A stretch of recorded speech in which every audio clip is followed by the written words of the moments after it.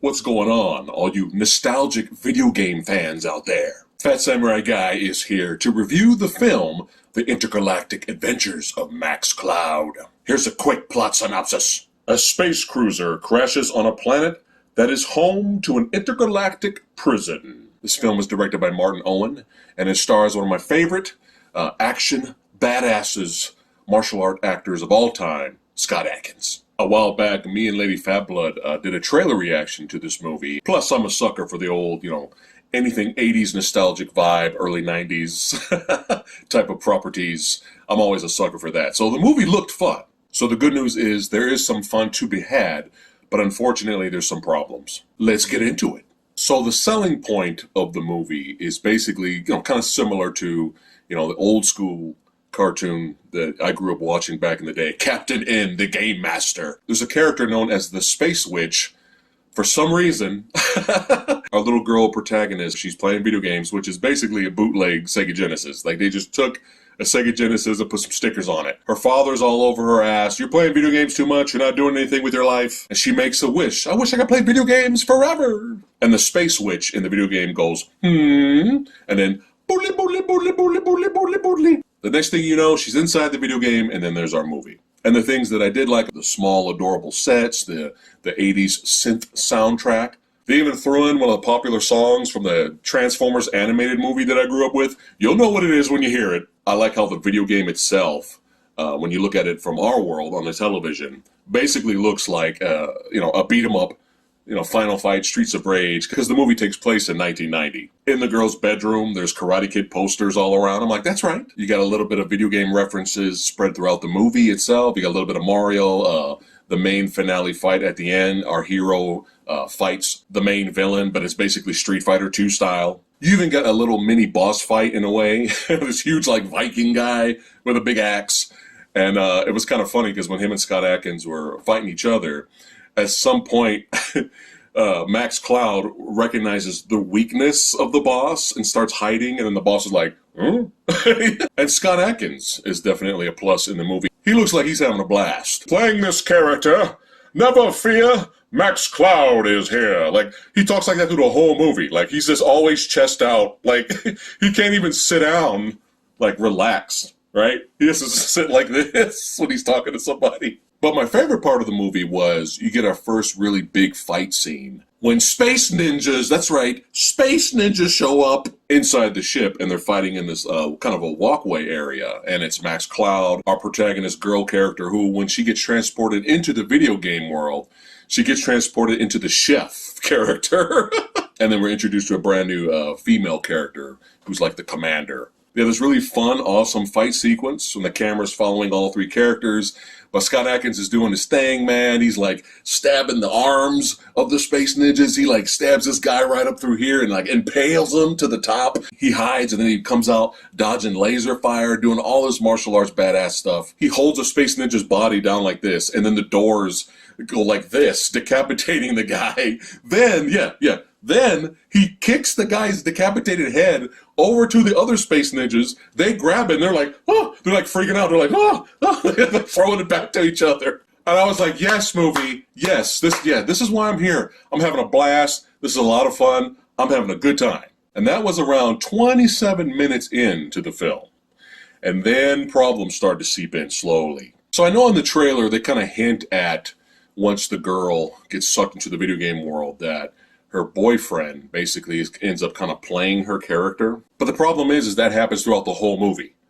That's the whole movie. So we're in this fun little video game world, but then every time there's an issue or a problem or whatever, we cut back to our world, the real world, where the boyfriend's just stuffing his face with hot dogs and playing the video game, playing her character, and sometimes playing Max's character, which was a little confusing. Now, in concept, that could be fun, but unfortunately, the character wasn't really funny or entertaining. So every time you're in the video game world, and then you cut to guy stuffing his face with hot dogs, and he's not interesting, funny, or entertaining throughout the whole movie, it kind of keeps taking you out of the movie. To me, the movie kind of felt like there were some pacing issues as well.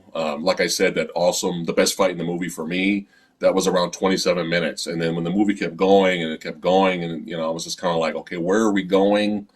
We get an action scene here and there a little bit, but where are we going? Okay, now we have a flashback on Max Cloud, who apparently never really wanted to be a badass sci-fi hero. He grew up wanting to make pastries.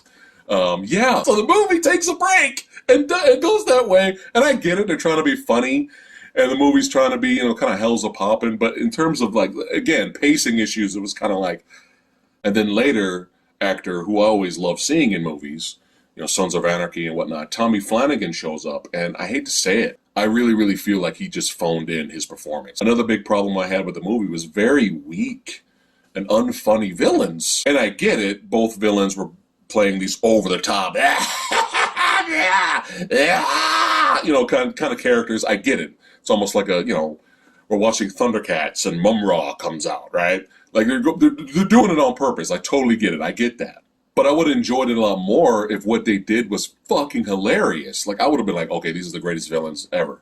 And I know what they were trying to do. You have Lashana Lynch, who's basically the sorcerer, so she's like the serious one. Then you have John Hannah, who plays this character called Revenger, and he wants to get revenge on Earth for banishing him, basically. He's like the powerful idiot, basically, that thinks he's the shit. And that's fine. But let's get some real legitimate, hilarious comedy moments here. But he was just kind of wacky. Like, he was just working out to aerobic videos.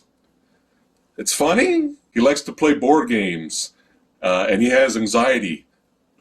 It's funny. And again, I was getting a little impatient. I'm like, okay, where's the action? That fight earlier was fucking brilliant. It was beautiful. Like, let's get more of that. We need more of that. But it kind of we kind of got snippets here and there. So you find out a little bit later, the big reveal is that the commander character that's on the ship, you find out that she's actually someone else from our world that got sucked into the video game, just like our protagonist character. But what doesn't make any sense is that nobody's playing her character. So how is she able to move around and do shit?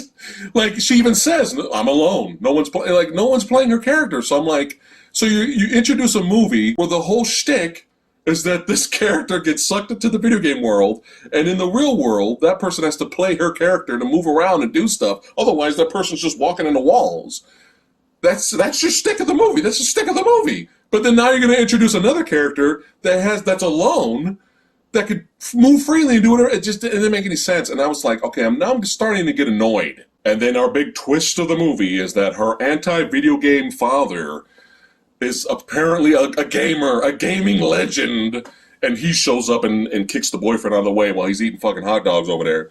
And he grabs the controller, and he's, the one to help save the day, and controls his daughter inside the video game world. And then out of nowhere, the space witch grants both people their wishes of coming back to the real world, our world. And then the father falls in love with that character.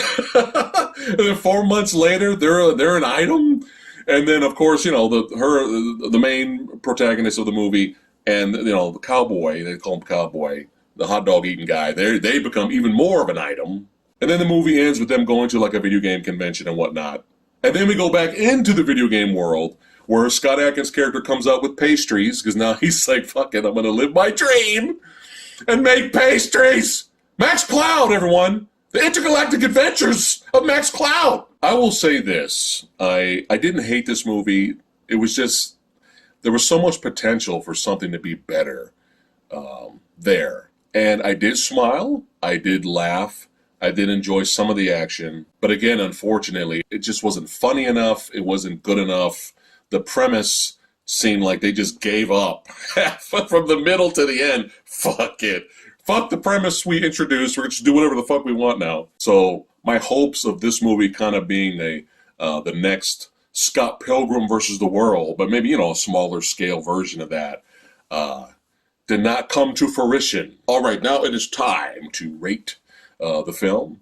Remember, 3 is average on our channel out of 5. So I'm going to go ahead and give Max Cloud So let me know in the comments below what you guys thought of the intergalactic adventures of Max Cloud. I'd like to thank all you badasses for watching. Don't forget to like, share, subscribe, hit that notification bell, and I'll see you badasses next time.